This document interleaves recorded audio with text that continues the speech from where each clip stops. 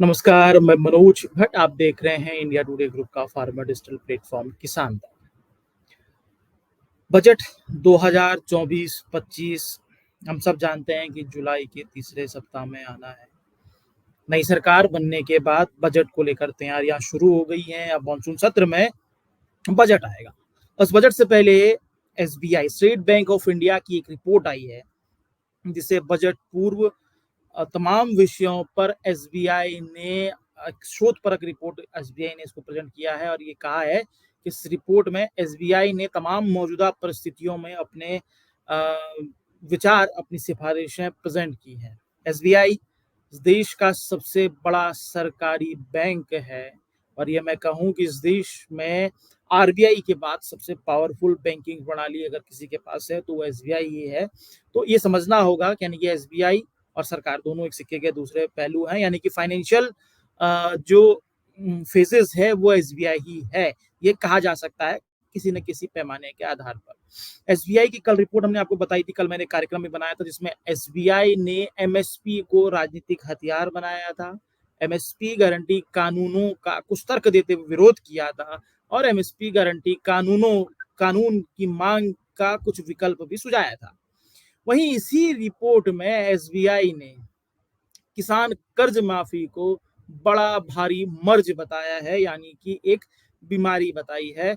क्या बताया है इसको भी समझेंगे, क्या स्थितियां हैं इसको भी समझेंगे, तमाम विषयों पर बातचीत करेंगे कि आखिरकार कर्ज माफी, किसान कर्ज माफी को SBI state bank of India ने क्यों मर्ज बताया है, उस पर भी बात करेंगे और अपना ओपिनियन भी यहाँ पर पे रखेंगे।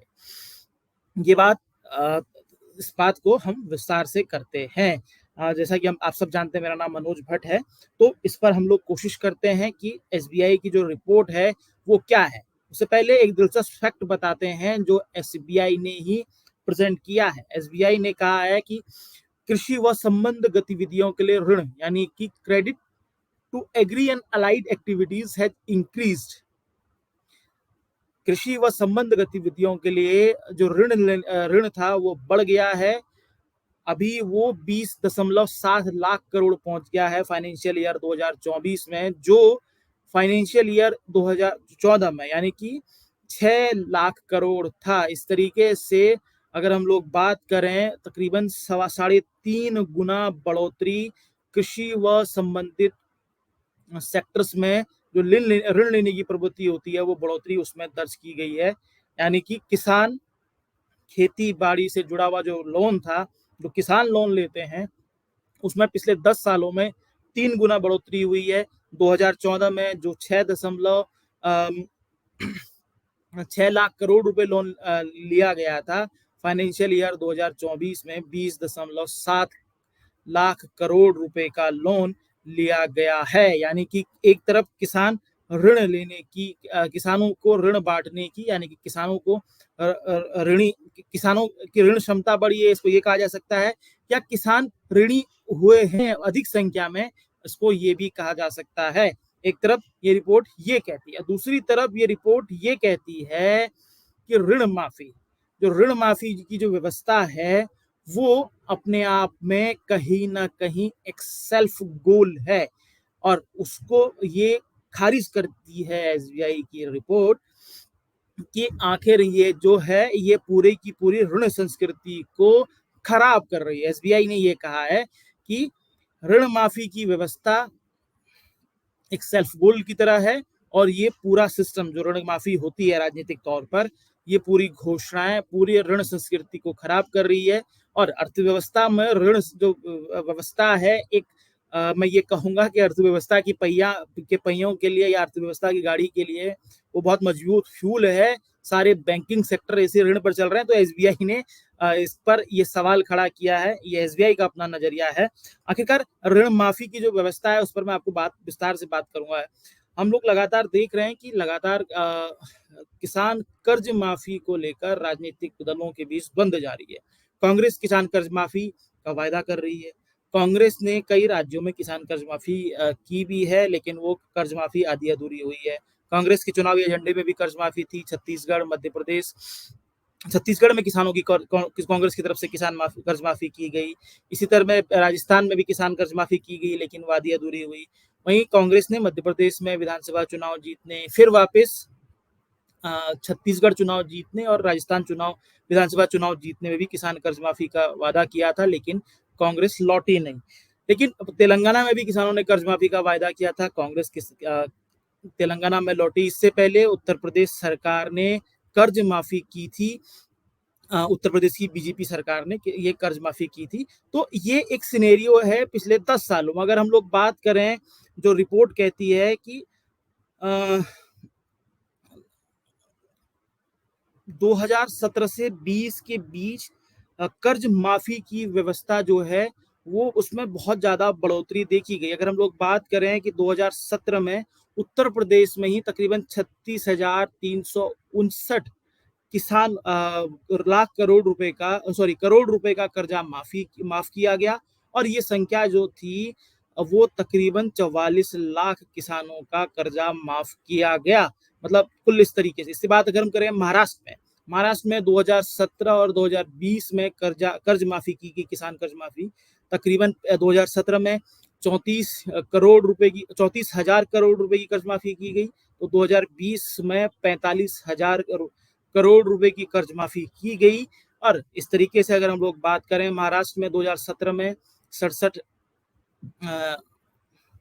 लाख किसानों को फायदा हुआ, और इस वहीं 2020 में 44 लाख किसानों को इसका फायदा हुआ। आंध्र प्रदेश में 2014 में 24,000 करोड़ रुपए की कर्ज माफी की, 42 लाख किसानों को इसका फायदा हुआ। कर्नाटक में 2018 में 42,165 करोड़ रुपए की कर्ज माफी की गई, 43 लाख किसानों को इसका फायदा हुआ। पंजाब में 2018 में 10 करोड़ रुपए की कर्ज 10,000 करोड़ रुपए की कर्ज माफी हुई, 8 लाख किसानों को उसका फायदा हुआ। मध्य प्रदेश में 2008 में 35,000 किसानों की कर्ज माफी की गई, 38 लाख किसानों को उसमें फायदा हुआ। छत्तीसगढ़ में 2018 में 6,100 किसानों की कर्ज माफी की गई, 9 लाख किसानों को फायदा हुआ। और तेलंगाना 2014 में 17,000 करोड़ रुपए की किसान कर्ज माफी की गई, और इसका फायदा 51 लाख किसानों को हुआ।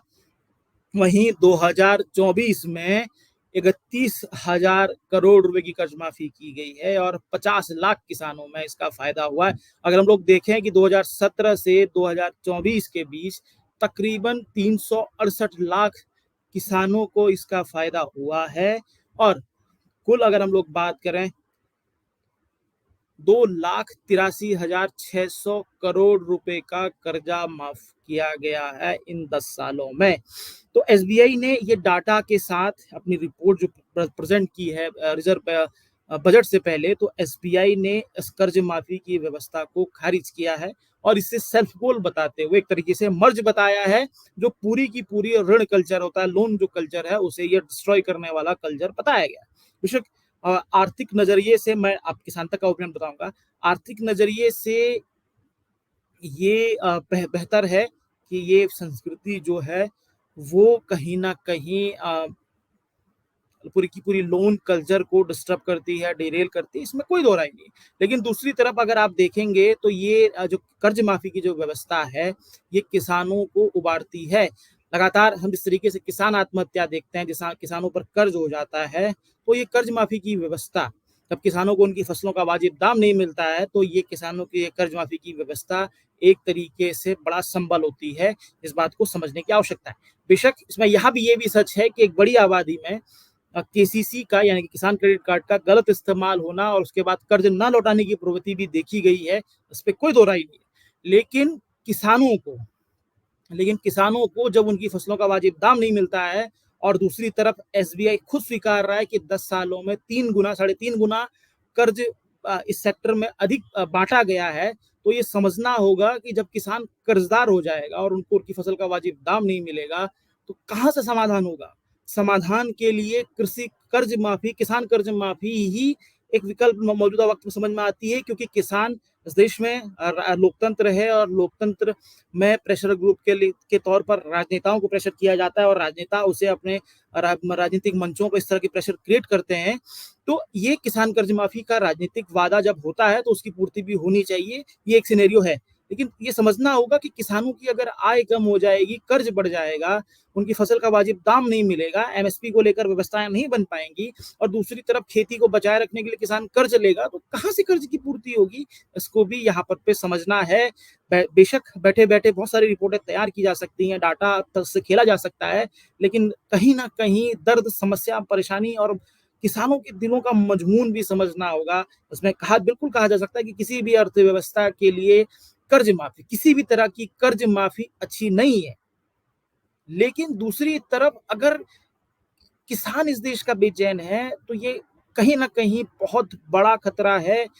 कि खेती की बढ़ती लागत, कर्जदार होता किसान और फसलों के कम भाव किसानों को मजबूर कर देते हैं कि वो कहीं न कहीं खेती छोड़ दें और खेती जब छोड़ने की बात आती है तो समझा जा सकता है कि किसान की खेती छोड़ने का मतलब यह है कि हमने इस देश में एक सपूत को खो दिया।